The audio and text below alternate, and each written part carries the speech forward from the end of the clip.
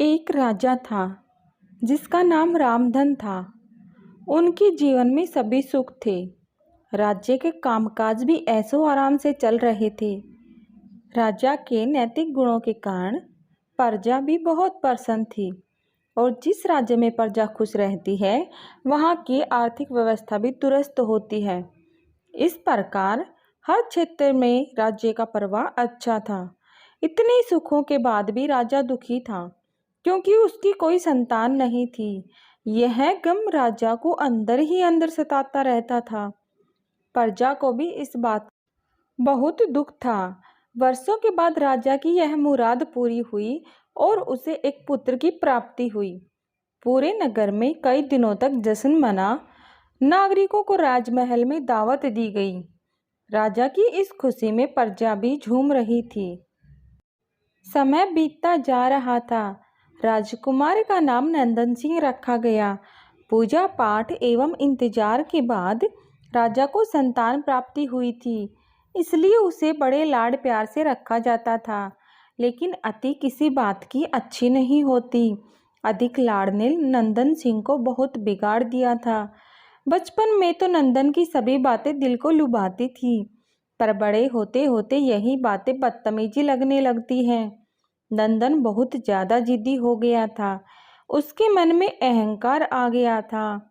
वो चाहता था कि प्रजा सदैव उसकी जय जयकार करे, उसकी प्रशंसा करे। उसकी बात ना सुनने पर वो कोलाहल मचा देता था। बेचारे सैनिकों को तो वो पैर की जूती ही समझता था। आए दिन उसका प्रकोप प्रजा पर उतरने लगा था। वो खुद को भगवान के समान पूजते हुए देखना चाहता था। आयु तो बहुत कम थी, लेकिन अहम कई गुना बढ़ चुका था। नंदन के इस व्यवहार से सभी बहुत दुखी थे। प्रजा आए दिन दरबार में नंदन की शिकायत लेकर आती थी, जिसके कारण राजा का सिर लज्जा से झुक जाता था। यह एक गंभीर विषय बन चुका था। एक दिन राजा ने सभी खास दरबारियों एवं मंत्रियों की सभा बुलवाई और उनसे अपने दिल की बात कही कि वे राजकुमार के इस व्यवहार से अत्यंत दुखी हैं। राजकुमार इस राज्य का भविष्य हैं।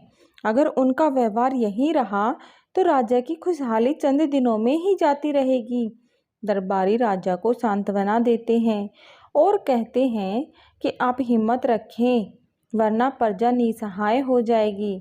मंत्री ने सुझाव दिया कि राजकुमार को एक उचित मार्गदर्शन एवं सामान्य जीवन के अनुभव की जरूरत है। आप उन्हें गुरु राधागुप्त के आश्रम भेज दीजिए। सुना है वहां से जानवर भी इंसान बनकर निकलता है। यह बात राजा को पसंद आई और उसने नंदन को गुरुजी के आश्रम भेजा। अगले दिन राजा अपने पुत्र के साथ गुरुजी के आश्रम पहुंचे। राजा ने गुरु राधागुप्त के साथ अकेले में बात की और नंदन के विषय में सारी बातें कही। गुरुजी ने राजा को आश्वस्त किया कि वे जब अपने पुत्र से मिलेंगे तब उन्हें गर्व महसूस होगा। गुरुजी के ऐसे शब्द सुनकर राजा को शांति महसूस हुई और वे सहर्ष अपने पुत्र को आश्रम में छोड़ राजमहल लौट गए।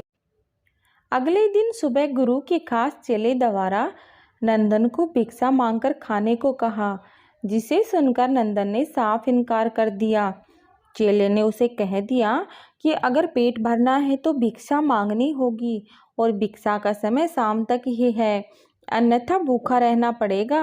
नंदन ने अपनी अकड़ में चेले की बात नहीं मानी और शाम होते होते उसे भूख लगने लगी, लेकिन उसे खाने को नहीं मिला।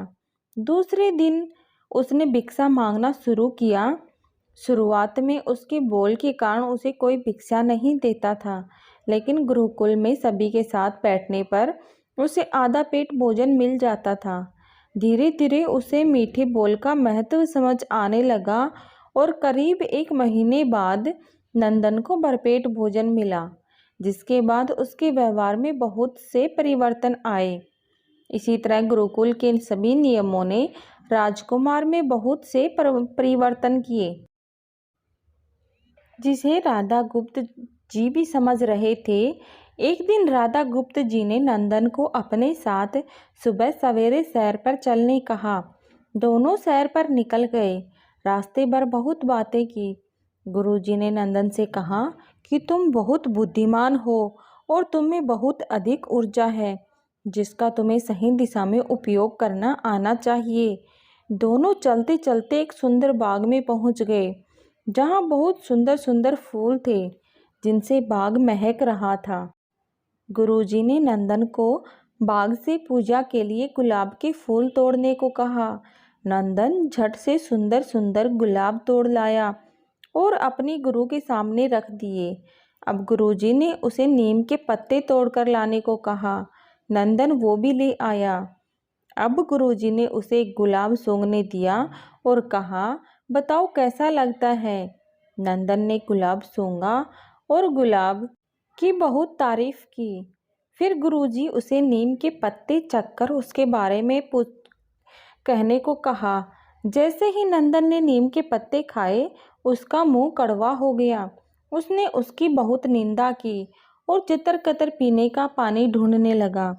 नंदन की यह दशा देख गुरुजी मुस्कुरा रहे थे। पानी पीने के बाद नंदन को राहत मिली। फिर उसने गुरुजी से हंसने का कारण पूछा।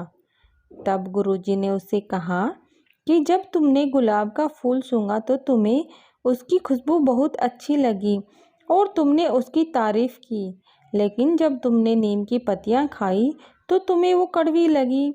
तुमने उसे थूक दिया और उसकी निंदा भी की। गुरुजी से नंदन को समझाया, जिस प्रकार तुम जो अच्छा लगता है तुम उसकी तारीफ करते हो, उसी प्रकार प्रजा भी जिसमें गुण होते हैं उसकी प्रशंसा करती है। अगर तुम उनके साथ दुर्व्यवहार करोगे और उनसे प्रशंसा की उम्मीद करोगे तो वे यह कभी दिल से नहीं कर पाएंगे। इस प्रकार जहाँ गुण होते हैं वहाँ प्रशंसा होती है। नंदन को सभी बातें विस्तार से समझ आ जाती हैं और वो अपने महल लौट जाता है। नंदन में बहुत परिवर्तन आता है और वो बाद में एक सफल राजा बनता है। दोस्तों, इस कहानी से शिक्षा मिलती है कि गुरु की सीख ने नंदन का जीवन ही बदल दिया। वो एक क्रूर राजकुमार से एक न्यायप्रिय दयालु राजू बन गया। इस कहानी से हमें ये शिक्षा मिलती है कि हमें गुण होंगे तो लोग हमेशा पसंद करेंगे, लेकिन अगर हम अवगुणी हैं तो हमें प्रशंसा कभी नहीं मिल सकती। दोस्तों, कहानी अच्छी लगे तो कमेंट करना ना भूलें। धन्यवाद।